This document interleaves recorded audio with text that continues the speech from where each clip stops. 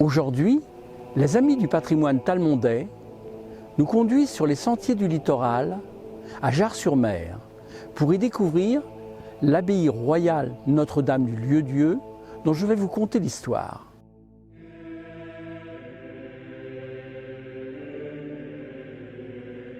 Tout commence le 5 mai 1190. Juste avant de partir en croisade, le roi Richard Cœur de Lion fonde l'abbaye royale Notre-Dame du Lieu-Dieu pour les chanoines de l'ordre des Prémontrés.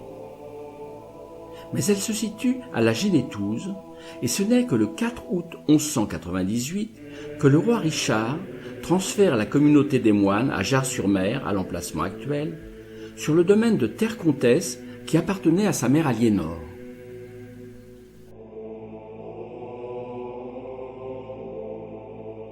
Il leur fait ensuite de nombreuses donations pour agrandir le domaine dans tout le Talmondais. Dès sa création, à la fin du XIIe siècle, les moines entreprennent des travaux d'endiguement des rives de l'estuaire. Ils réhabilitent 50 hectares de marais salants créés à l'époque romaine et ils créent une grande étendue de marais à poissons sur les Vasois, ces espaces vaseux conquis sur la mer. Le sel, qui sert à conserver les aliments, est alors la ressource principale. C'est l'or blanc qui assurera la richesse de l'abbaye. Pendant 5 siècles, cette prospérité de l'abbaye résulte aussi de l'étendue de la seigneurie avec des possessions dans tout le Talmondais.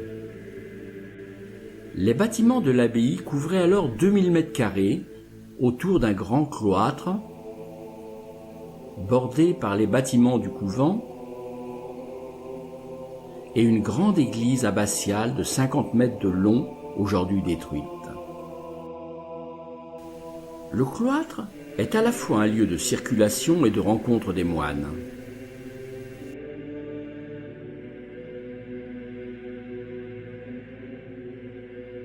Une galerie couverte entourait le jardin intérieur avec ses cultures de plantes médicinales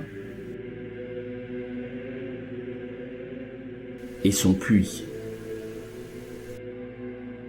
L'abbaye disposait d'un ingénieux système de collecte et de réserve d'eau pour alimenter la cuisine. C'est qu'il y avait plus d'une centaine de personnes à nourrir. Les moines du Lieu-Dieu appartiennent à l'ordre des Prémontrés, qui sont des missionnaires des campagnes. Ils appliquent la règle de saint Augustin. Ils se rassemblent dans la salle capitulaire pour y lire chaque jour un chapitre de la règle, le capitulum. L'abbaye compte alors une vingtaine de moines professes, qui est le nom donné à ceux qui ont prononcé leurs vœux et se consacrent exclusivement à la vie religieuse.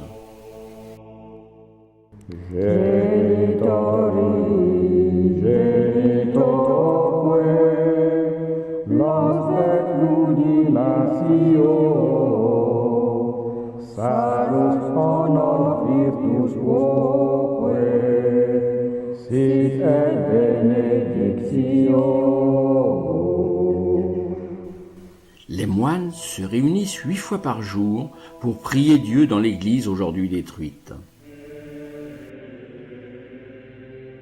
L'abbaye compte aussi une centaine de convertes. Ce sont des moines qui se consacrent aux tâches domestiques et agricoles. Aidés par les paysans de Jars, ils mettent en valeur les terres en les défrichant à partir du XIe siècle. Ils développent aussi de riches vignobles sur les coteaux et des cultures dans la plaine. Ils élèvent des moutons et surtout gèrent les marais salants et les marais à poissons. L'abbé dirige la communauté des frères. En son absence, le grand prieur le remplace.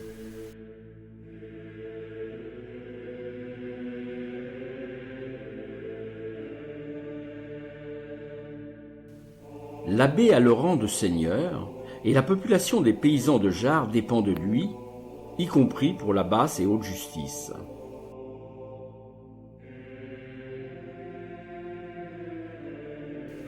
Les moines de cette abbaye royale ne dépendent pas du seigneur de Talmont, mais du roi. Ils ont le droit d'exporter directement leur production par le chemin des Poissonniers vers le centre du Poitou ou par la mer à partir de Port-Gravier au bout du chemin de l'abbaye.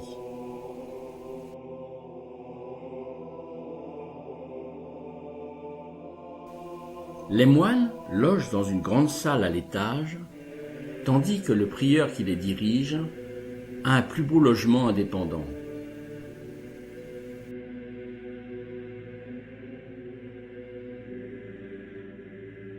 Au cours du XIIIe siècle, l'abbaye de Jars acquiert une bonne réputation pour sa vie conventionnelle exemplaire, avec une communauté nombreuse et accueillante. Il dispose d'un dortoir pour les pèlerins de passage ou se rendant à Saint-Jacques-de-Compostelle.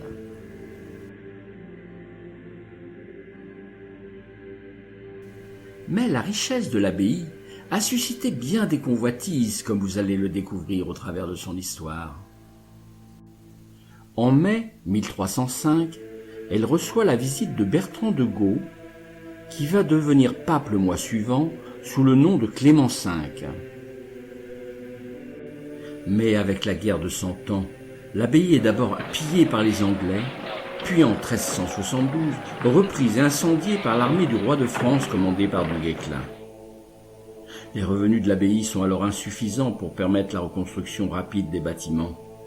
Surtout que l'évêque de Luçon lui impose de lourdes taxes, causant de graves difficultés financières.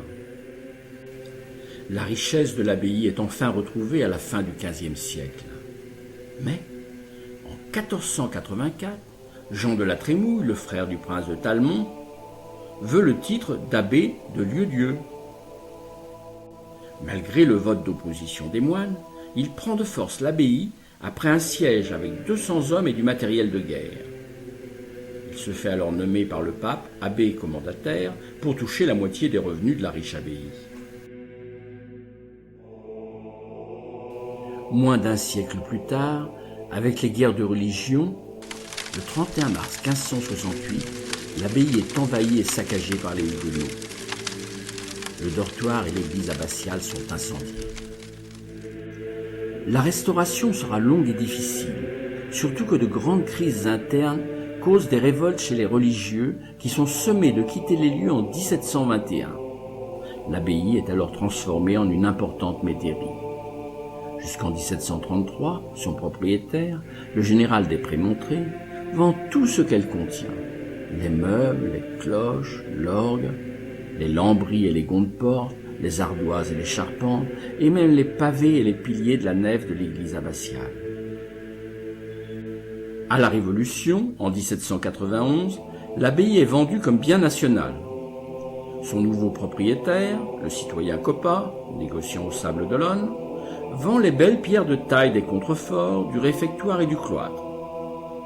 On prétend que les premières villas du Remblai des Sables d'Olonne sont construites avec ces pierres.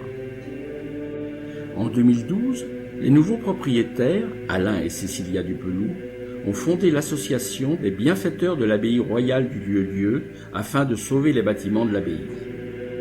En saison, ne manquez pas de visiter cette abbaye, en particulier sa belle salle capitulaire. Et en attendant, à bientôt pour de nouvelles aventures sur nos sentiers du littoral.